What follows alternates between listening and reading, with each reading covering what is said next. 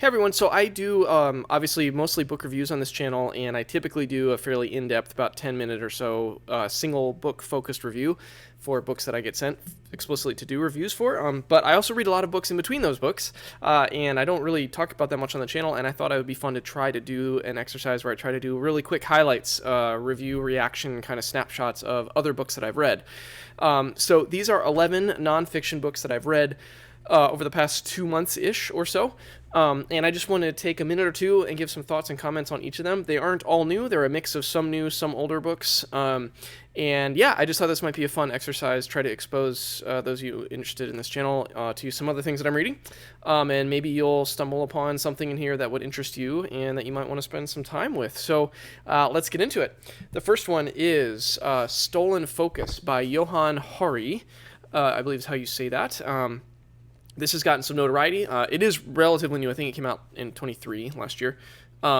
This is a wonderful, wonderful book. I loved this book. Johann Hari is a journalist. So from pure readability perspective, it's extremely readable. Journalists, I've said this before on other reviews on my channel, but I think that journalists who write books tend to write just super readable books. And he is really good at researching and synthesizing, compiling lots of information. And what I loved about this book in particular, so the subtitle is Why You Can't Pay Attention and How to Think Deeply Again. So this is a kind of a cultural analysis of what's going on in our cultural moment that is degrading our ability to focus and think deeply and sustain long-term thought and focus. But what's so great about this book, in my opinion, is it's holistic and systemic, and he looks at all kinds of factors in our society. He talks about what we eat. He talks, of course, about our sleep patterns. He, of course, talks about social media, but it's not at all limited to social media. He also has a chapter. There's a chapter on children's free ability to play. So it's a really remarkably wide-ranging book, and there's also a lot of personal reflection and memoir in that makes it super engaging, super readable. I really love this book. I highly commend it. I think certain chapters really stuck with me from this. So that's Stolen Focus by Johann Hari. The next one is maybe a little bit of a classic in the biblical studies arena, called Reading Backwards by the great Richard Hayes. This is a wonderful book in New Testament studies specifically. If you're interested, if you like Richard Hayes, you probably already read this, but if you don't know anything about this book, this is essentially his very short look at how to see ways in which there's kind of a Christology at work in the Old Testament. And also what he does is he looks at each gospel, Matthew, Mark, Luke, John, and he looks at, what I loved about it is he looks at the literary kind of artistry and the intentional literary techniques that the gospel writers used, and each one used specifically to pull on typologies and motifs in the Old Testament to kind of make this case that Christ is summing up everything that's written about in the Old Testament. It's very smart. It's also super short, super readable, and packs an amazing page-for-page kind of insight in terms of just the economy of reading this book, and what you get out of it is outstanding. So this is a high recommendation for me. It's called Reading Backwards. It's a little bit harder to find. I'm not sure if it's still in print, which is a shame if that's the case, but man, if you can get it, definitely get it. Next is from someone else I really love, Alan Jacobs. This is The Year of Our Lord, 1943. This is a survey of important Christian thinkers that are all doing work around the year 1943, but also, importantly, that we're reflecting on the state of kind of Christendom or Christian culture in the wake of the crisis of the Second World War. And these figures range from C.S. Lewis to Jacques Maritain, I think is how you say that, and Simone Weil, and T.S. Eliot. So it's a wide range, at least from those Europe and America, those continents, wide range of Christian thinkers that were writing totally independently of each other, but were wrestling with the same questions, and there's really interesting overlap and kind of areas of resonance between them, and it's just a really interesting historical snapshot. And Alan Jacobs is such a brilliant synthesizer and researcher that you get a really wonderful tour through those primary writings of those figures. and a few others as well. W.H. Auden's another one. And it's also, there's a lot of, part of the reason I picked it up right now in early 2024 is because there's a lot of talk about cultural crisis right now and reflection on the role of Christendom in that.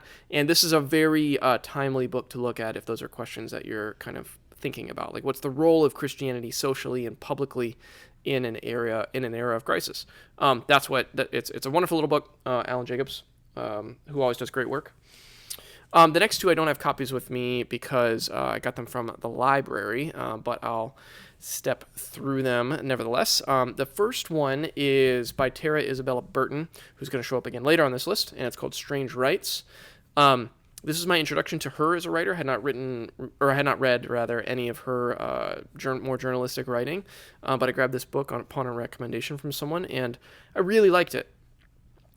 This is essentially this is something that's a bit of a hobby horse of mine, this whole area of thought, which is to say, how is the religious impulse kind of taken shape in our secular culture when organized, institutionalized religion is on the decline, undeniably. How is that impulse, the impulse to worship, the impulse to form movements, the impulse to find causes and meaning, how has that taken shape in other areas outside of traditionally organized religion? I think that's a fascinating area of inquiry, and so this book is all about that, and it's actually her take, it's her argument for, and her presentation of exactly how that is happening, particularly for younger, like millennials and Gen Z folks in our cultural moment. What do these strange rites look like, and what are kind of the ethics that are animating the shape that these rites, R-I-T-E-S, these rites take? What are the practices? What are the kind of what are the axioms that people are living by? There's a wonderful chapter in this book that's called something like the two rules or the two laws of these new religions, which has a lot to do with kind of like internal authenticity and expression. And I just think it's just very insightful, and it's also very easy to read, and includes a lot of her own personal reflections and some really compelling anecdotes that she has from her own life, and also the research that she did. And yeah, it's very insightful. If you are at all intrigued by what I just outlined, that whole idea of religion, kind of the religious impulse in humanity, and what does it look like in an increasingly secularized cultural moment, this book has a lot of helpful and interesting things to say in it. So that's Strange Rites by Tara Isabella Burton. And then the second one I don't have a copy of on me is The Gospel of J. Edgar Hoover by Lerone Martin. I think I'm saying that right, Lerone Martin. This book, I had a very, very complicated reaction to this book. I had high expectations of it because it came very highly regarded. And I will say positively, it's a masterclass in research. I mean, this Martin did an amazing research work, primary source work to dig up files and letters and writings and publications all around J. Edgar Hoover's kind of work to enforce a kind of Christian nationalistic vision through his kind of heavy-handed use of the FBI. And that's kind of what this book is about. It's about making the case. He's trying to make the case that J.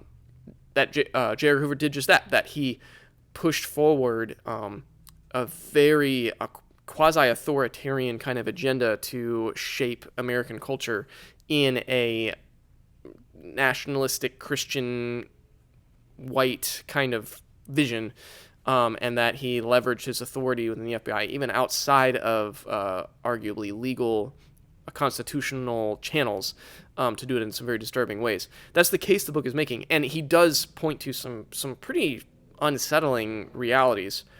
And there's something really important to pay attention to there.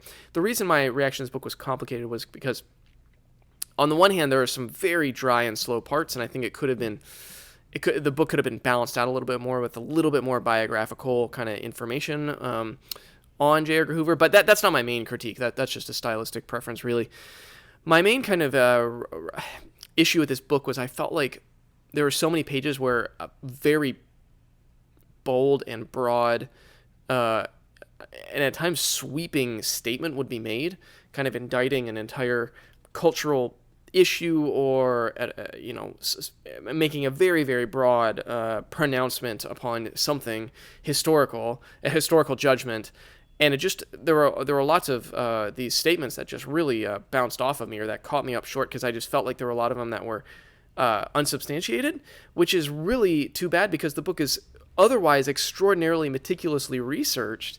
I just felt like there were jumps that were being made in the case at times, and it kind of rankled me as I was reading it, because there are other, but because that's balanced out, and the reason I was frustrating is because there were other points that the book was making that were the receipts were right there, that are very obvious, and that there's something important to pay attention to there. So I just found it a very kind of tortured reading experience to be really intrigued by a certain thing and then bounce off of in my view, just a way too simplistic or broad kind of a historical judgment. So I still would I would give a kind of a qualified recommendation to this book if you're kind of willing to like go into some of that filtering, because there is some amazing stuff he uncovered. Some like archival research that he did is really impressive, and there is something going on there. If unfortunately I don't think this is the book that really lands the plane or closes the case, to mix my metaphors a little bit.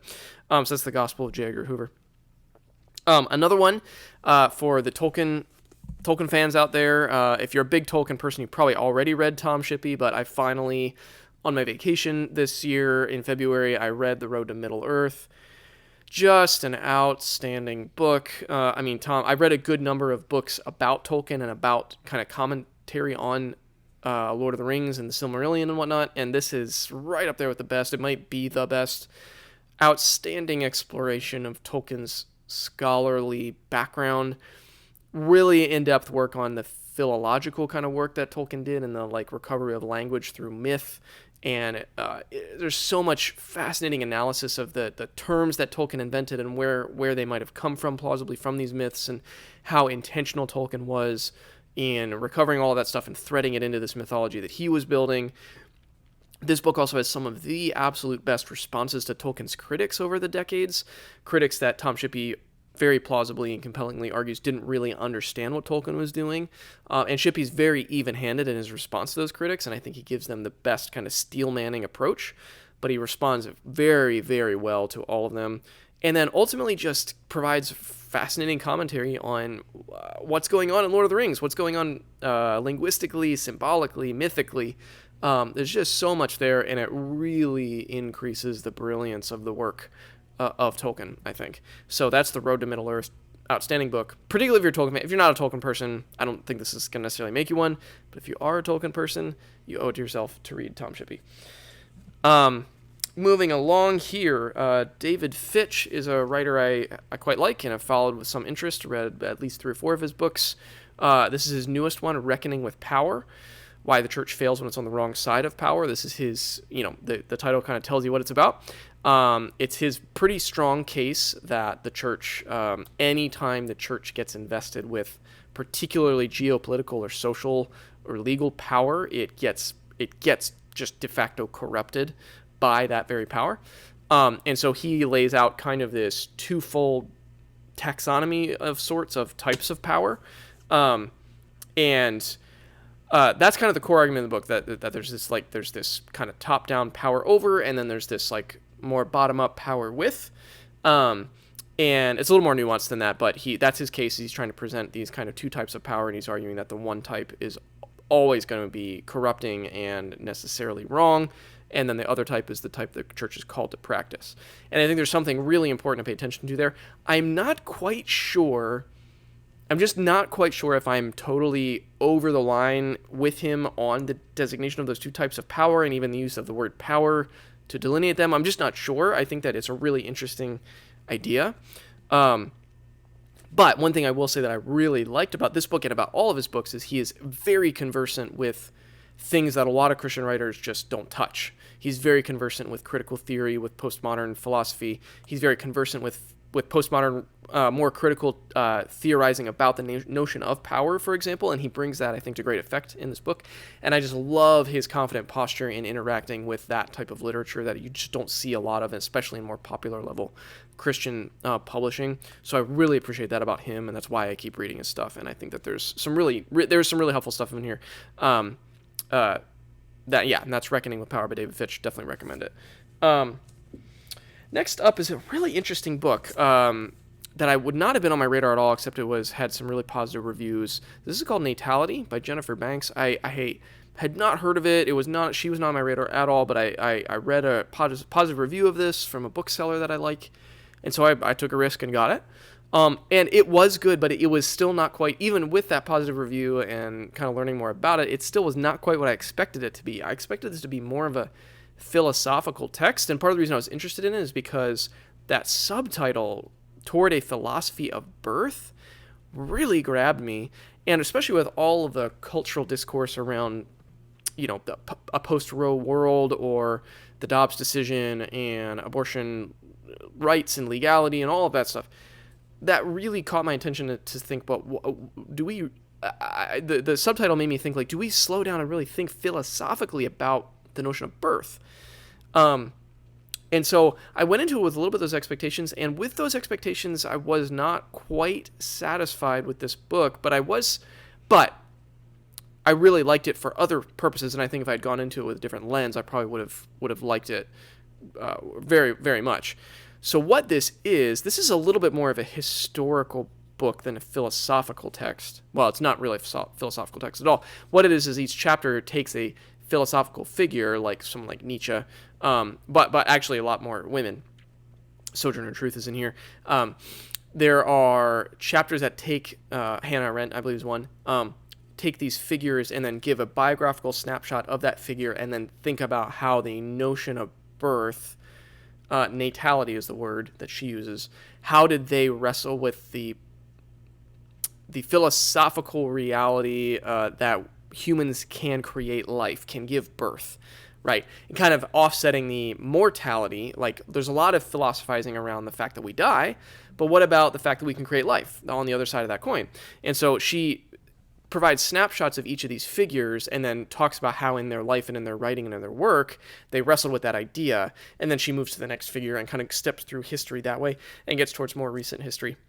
And so it's very interesting from a historical angle, and then secondarily from a philosophical angle, but I was expecting a little bit more of just like a direct kind of philosophical argument or exploration of this super intriguing idea.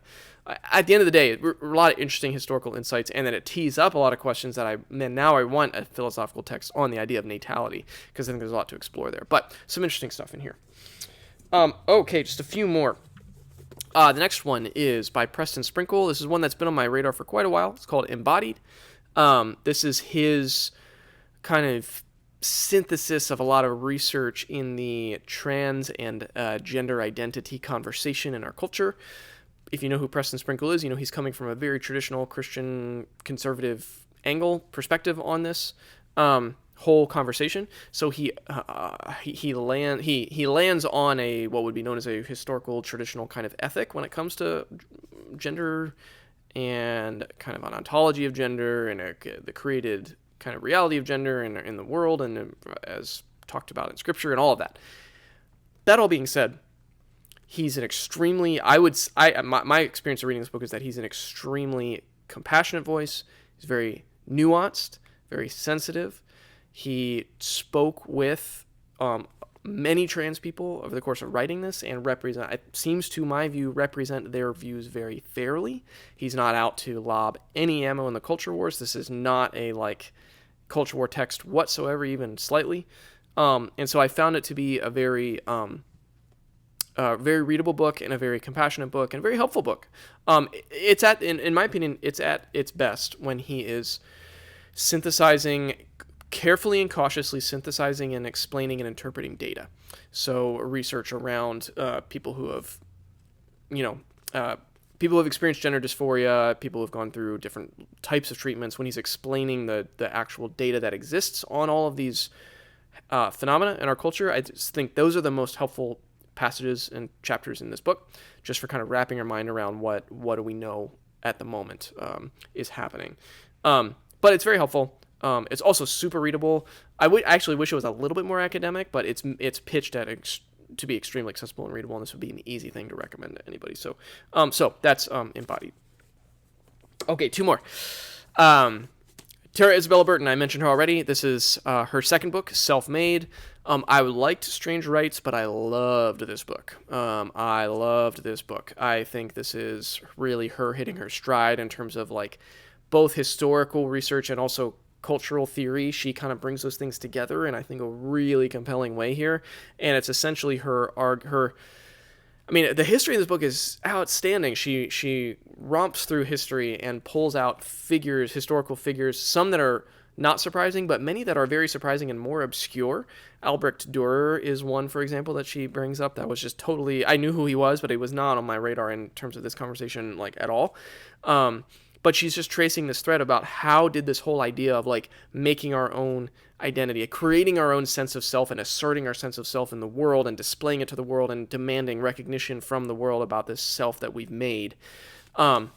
How did that happen historically? Who are the historical individuals that prefigured that whole movement? How did they kind of further that idea? What did they do in the world that left an impact and that kind of kept creating this cultural experience?